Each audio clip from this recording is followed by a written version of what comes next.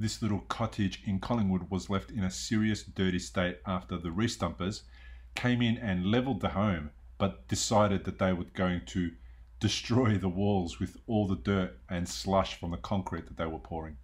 So we had a call from the owner to come through and make the place look clean and fresh again. And we went about preparing all the walls by removing all of the stains from the wall, from the concrete and the mud that was thrown on the wall. And we filled all gaps and cracks from the new skirting boards. We painted every surface with undercoat where required, and 2 coats of interior low sheen on the walls and 2 coats of semi-gloss enamel on all the doors, skirting boards and architraves. As a result, the place looks fantastic again and the customer is going to move into their house.